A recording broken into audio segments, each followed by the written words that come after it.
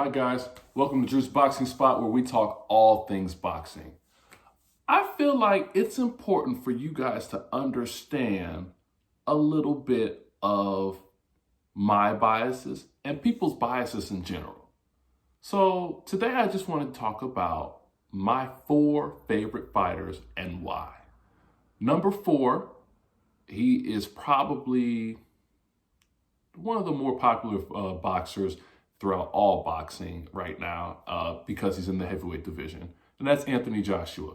Um, First reason I like him, I like how his trajectory went. You know, he started out winning the 2012 London Olympics, and then he went on to, in 20 fights, go ahead and get a belt. And then he challenged Klitschko, which was kind of like his baptism by fire, for lack of better words. And you know, he took a knockdown in that fight. A beautiful. I just watched that fight for like last month, and I was like, oh my god, where have I been this whole time? You know, when Klitschko landed that right hand on him, and it was probably one of the best shots of like all time in a heavyweight fight. And he took that and ate that. Not ate that. He absorbed the knockdown and whatnot. But then he got up and eventually knocked Klitschko out like that. If there was any scenario to really put someone on as to say, oh, this person is now ready, now certified to be a champion or whatever, that type of fight right there is that'll let you know who's the next big thing when you beat someone in that fashion. You know, Klitschko had previously ran the division for 10 consecutive years. And I remember, like, why would I look at boxing, you know, back when I was younger, like, why would I look at boxing when the Russian dude, I didn't even know his name. I knew it was a Russian dude that was just owning everybody in the division. And, you know, AJ finally stepped up and beat him. And that's when, you know, I was like, okay, this dude's interesting. And then when the Andy Ruiz loss happened, and for him to come back and win, I feel like most people really like a comeback story of any sort. It doesn't matter how they felt about you at one point. If you had to overcome something and then you overcome that, I feel like people, you know, love you that much more. Anthony Joshua, and I'm liking his development, his boxing acumen. You know, for him to stick with a fight, you know, for 12 rounds and stick with that same plan of just boxing on the outside, boxing Ruiz, and really learning and adapting. I think that's what really sticks out in my mind about Anthony Joshua. That's why I have him on my list. Also disclaimer: this is in no way my pound for pound list. I don't even think I have a pound for pound. I just have my favorite fighters I like to look at. So that's the disclaimer. Number 3, man, I love this dude. Sometimes I wonder if I really have this guy higher up on my list, but because I like the other two, I don't know. Maybe subliminally I have him higher on my list, and that's Alexander Usyk. That dude is a freaking wizard. And sometimes I play these scenarios in my mind where I'm like, okay, what if there was a lightweight who could become heavyweight? Or if two lightweight like greats, like say Lomachenko and Terence Crawford, I don't know, I was thinking this, I'm like, if their kids somehow got together and got married, and they had another child, and then they had a child. So this is like Terence Crawford and Lomachenko's grandchild. I wonder how their boxing genetics would work out. Would this like be the ultimate fighter? And I'm like, could that fighter be heavyweight?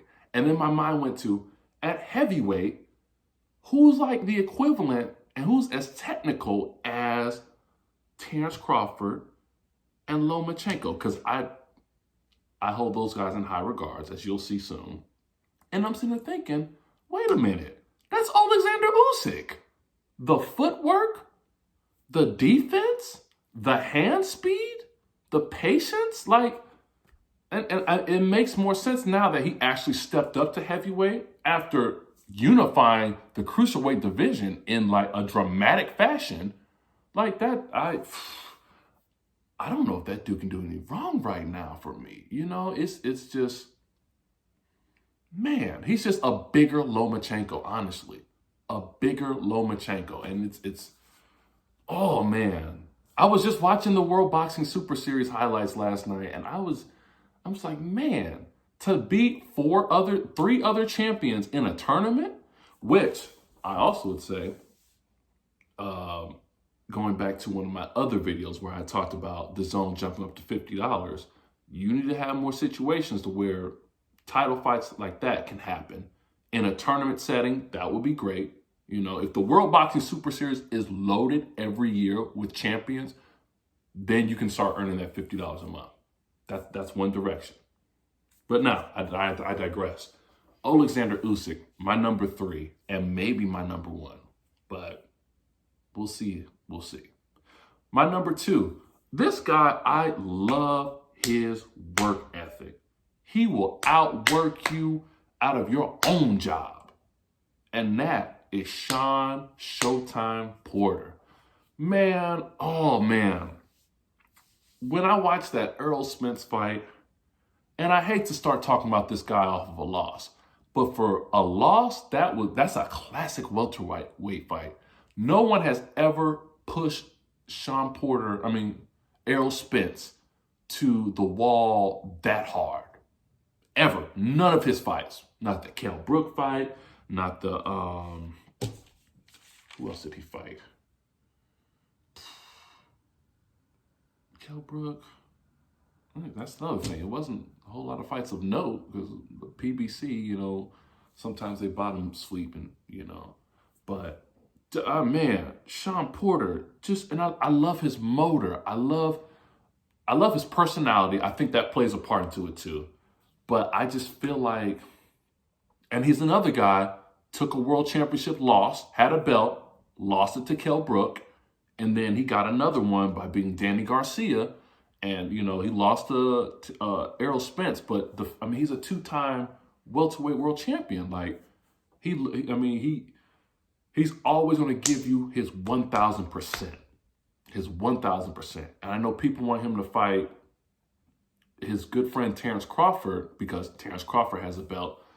But, you know, when you have a guy with that mentality who comes at you and comes forward and pressures you for 12 consecutive rounds, and then just the punishment he puts on people. Oh my gosh. You really want someone's best friend to fight them just for a belt, just for the sake of, mind you, they've been friends for I don't know how long. Kids probably play with one another. They probably go to each other's houses for barbecue and whatnot. And everybody's like, oh, y'all need to make that fight. Wait a second. Why do they need to make that fight? Why doesn't PBC just have him fight Errol Spence like he's been asking for? And like Errol Spence said, oh, you know what? I'm digressing. I'm stay on that train because I'm going to get to it on my next fighter. But Shawn Porter, yeah. I was saying that to say that, oh, if you have a fighter who comes at you like that, why would you want him to fight his friend like that? The punishment that he gives and the pressure? You know, I was watching Creed last night and Rocky was saying, you know, man, it's sometimes that Drago fight, he broke some things in me that can't be fixed again. You want 2 friends to do that? Because Shawn Porter is going to bring all of that. And that's why he's my number 2 fighter. And that segues perfectly to the number 1 fighter, my number 1 fighter, who I've mentioned, you know, throughout this like 3 times already. And that's Terrence Bud Crawford. Man, the switching ability, the defensive ability, I think defense is a common theme I've kind of noticed in the last 3. And then he can attack you regularly if he needs to. And I feel like, I know the first time I saw him fight Jose Benavidez was the first time I saw him fight at all. Like, I missed when he unified at 140, which I'm just kind of like, someone undisputed, that demands my attention now. So then I'm watching this, and I'm like, man, this dude is slick. Like, he cannot be touched at all. This is the boxing wizard. Like, why do people slouch on him? And yeah. And now this last fight where he fought Kavakuskas, people gave him, flack for getting. Yeah, now I'm a fight. Mind you, this is my number one fighter. I'm going to be, honest. That was a knockdown. Kavakuskas got him. And mind you, I'm a fan. I am a fan. This is my favorite fighter, and I'm saying he got knocked down. But for him to see that, and now he's like, man, this guy's different from the other fights. I'm going to have to switch up how I approach. I can't be as defensive and slick and try to outbox him. This dude's coming to pound. And he adapted, and then he switched into kill mode, and then got him what? Was it the 6th or 7th round? And it's like, he can adapt to whatever situation you give him. And that unification needs to happen. But there it is. Those are my top 4 fighters. Not a pound for pound list, just my favorites. What are your favorites? Who am I missing? Do you feel that my list is flawed for any reason? Which it really can't, because it's just my favorites. But more importantly, who are your favorites? Leave a comment below, like, comment, and subscribe, and share. This is Drew's Boxing Spot. Thanks.